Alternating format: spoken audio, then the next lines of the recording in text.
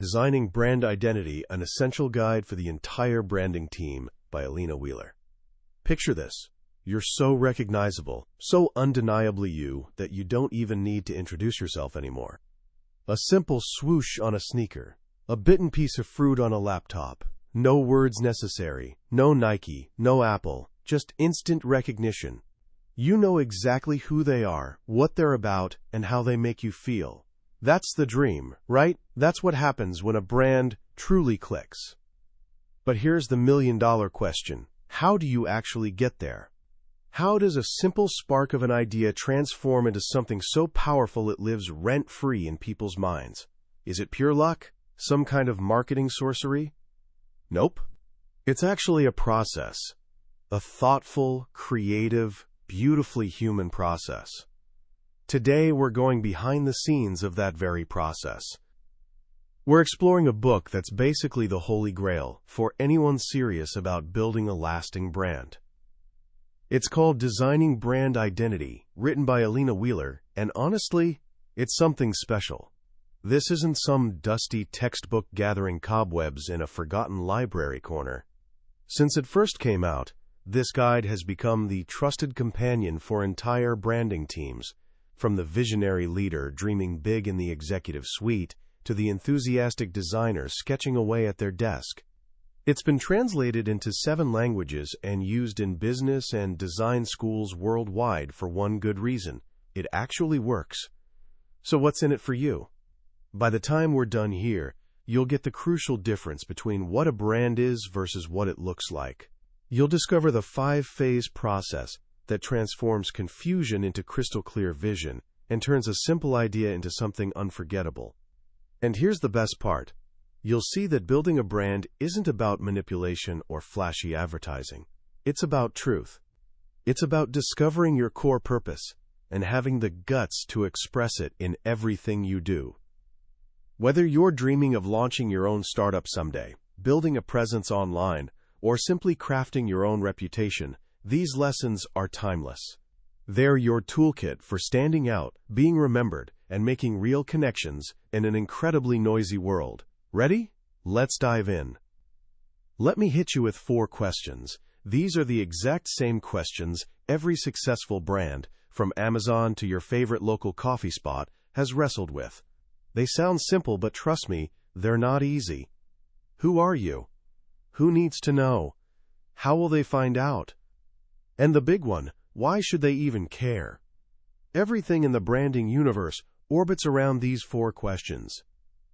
As Alina Wheeler explains, in a world drowning in choices where you can buy literally anything from anyone at any moment, the only real separator is the connection a company makes with you.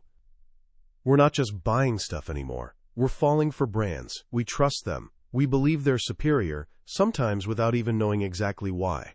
That feeling, that instinct you get about a company, that's its brand. This is lesson number 1, and it's huge. We need to understand the difference between a brand and brand identity. They sound similar, but they're totally different beasts. A brand is the invisible stuff. It's reputation, it's perception, it's that gut feeling. As one expert in the book puts it, a brand isn't what you say it is. It's what they say it is. It's an idea, a promise, a relationship living in your customers' minds. In fact, for many modern companies, their brand value, that intangible idea, is worth more than all their physical stuff combined. So if the brand is the soul, what's brand identity? Brand identity is everything you can actually experience with your senses. It's the tangible expression of that soul. The logo, the packaging colors, the website font, that satisfying sound when you open an app. Wheeler describes it as the way to make big ideas and meaning accessible. It fuels recognition and amplifies what makes you different. Think of it like this. A person's character, their values, humor, integrity, that's their brand. How they dress, speak, their hairstyle, that's their brand identity. The goal is matching the outside to the inside. When there's a disconnect, we feel it immediately. We don't trust it. Same goes for companies. The whole branding game is about shaping those perceptions deliberately, As the legendary Debbie Millman says in the foreword, branding is deliberate differentiation. It's building awareness and loyalty, not through tricks, but through a disciplined process that aligns who you are inside with what you show outside. Which brings us to the heart of Alina Wheeler's work, The Roadmap. The book reveals that successful branding isn't chaotic creative explosion. It's a journey with 5 clear, logical phases.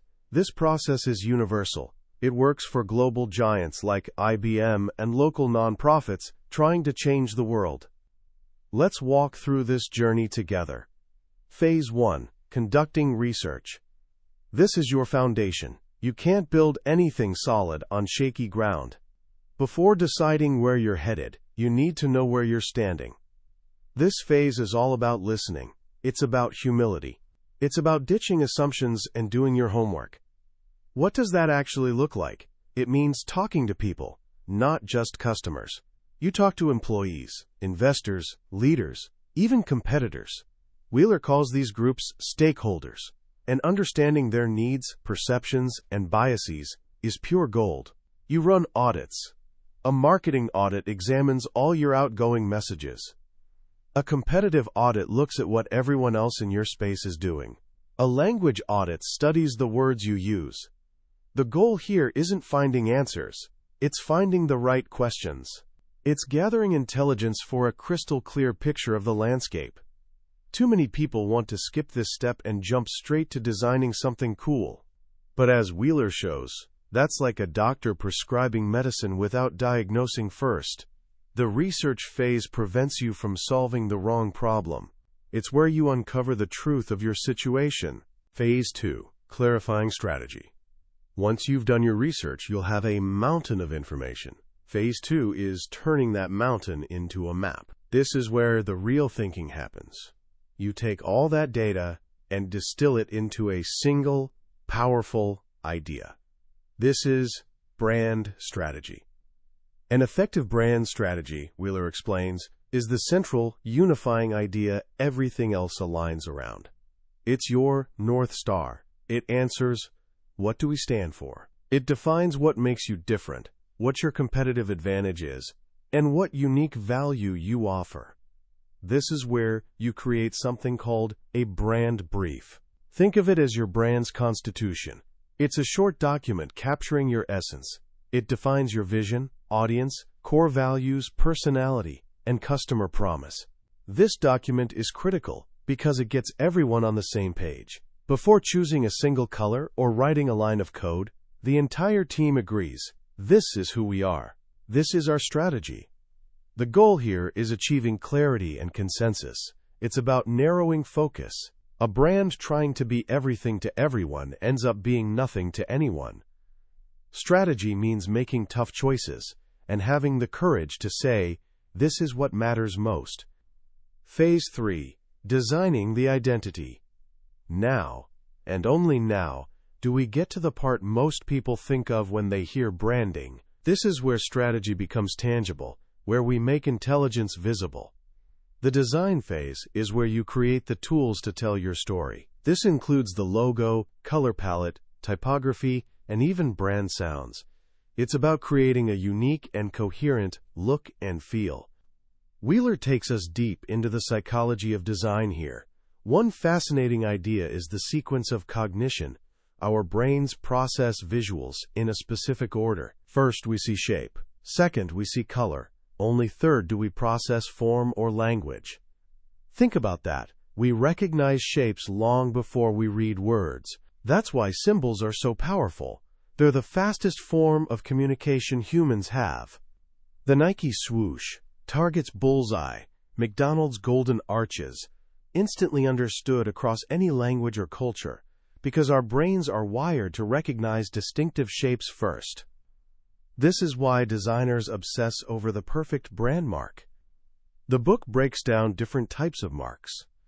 Word marks, freestanding names, like Google, Coca-Cola, or FedEx. The design lives in the custom lettering.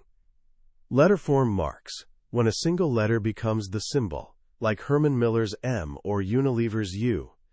Pictorial marks, Literal, recognizable images, like Apple's apple or Twitter's bird.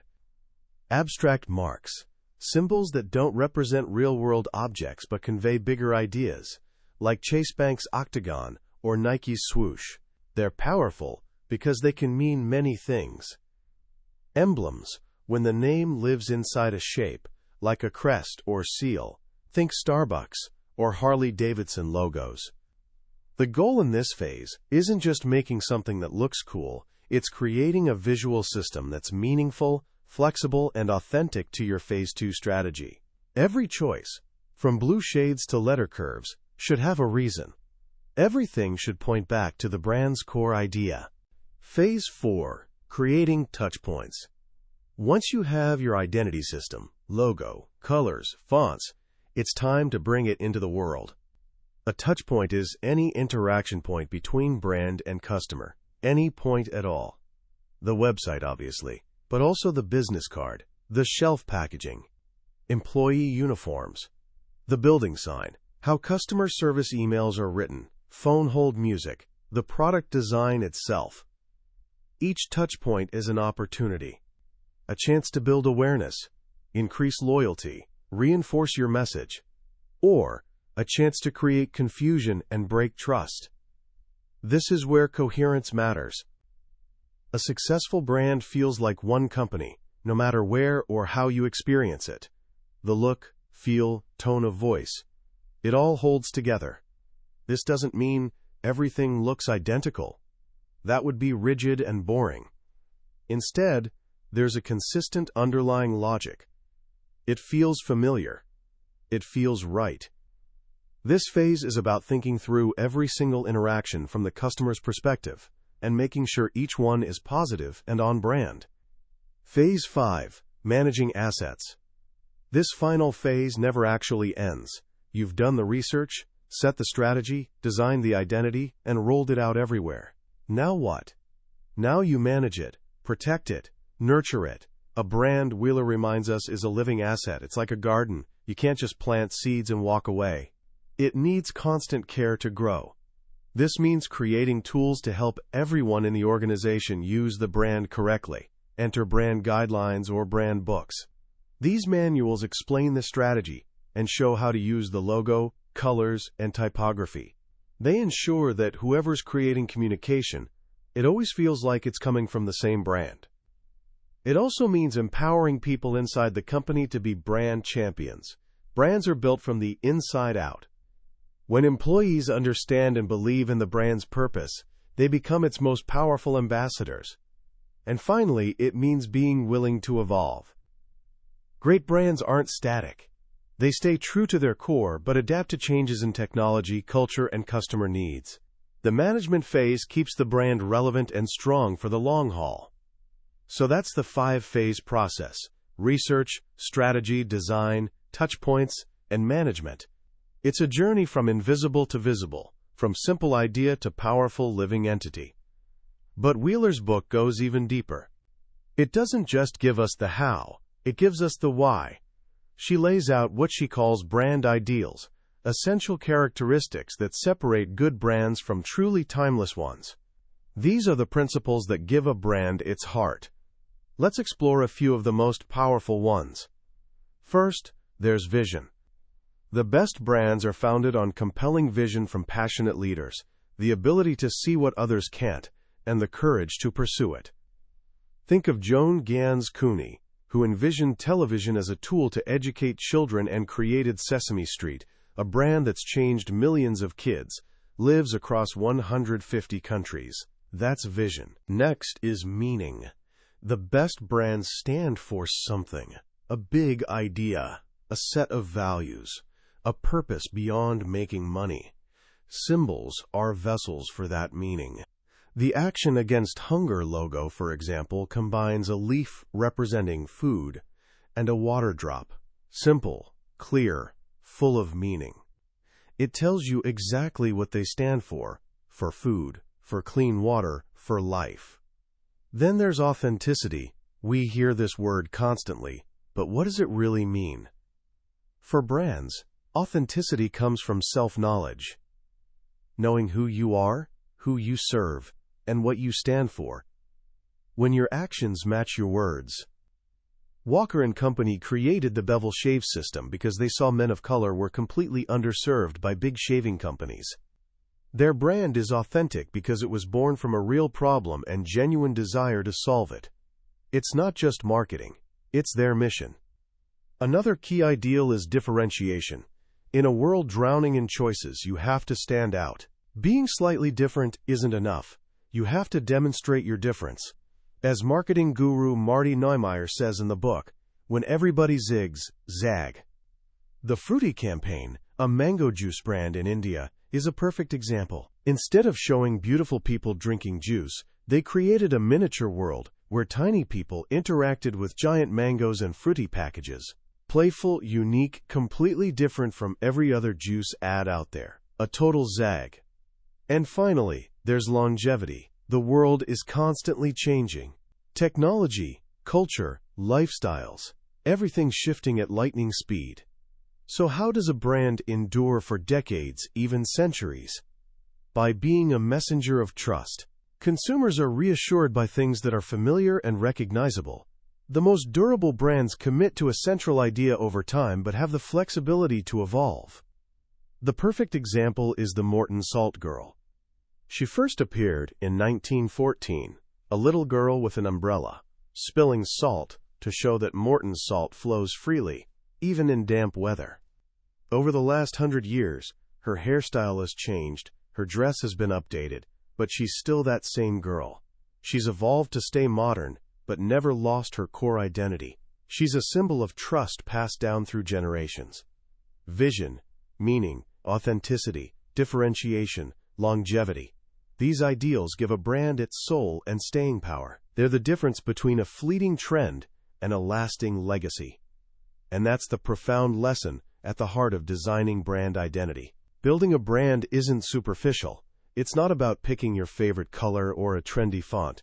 It's one of the most important strategic acts a company can undertake. It's a disciplined journey, starting with deep listening, guided by clear strategy, expressed through beautiful and meaningful design, experienced at every touchpoint, and nurtured for a lifetime.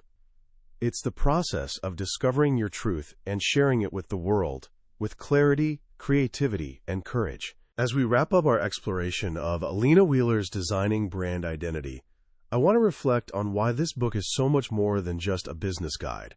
Its lessons are, at their core, lessons about communication, identity, and human connection, and they apply to all of us. The most powerful idea for me is that clarity about who you are is the starting point for everything else. An organization that doesn't know what it stands for cannot create a coherent brand. Same goes for people. If you don't know your own values, strengths, or purpose, it's tough to present a consistent and authentic version of yourself to the world. The process the book lays out, research, strategy, design, is really a metaphor for personal growth. First, you look inward and research yourself.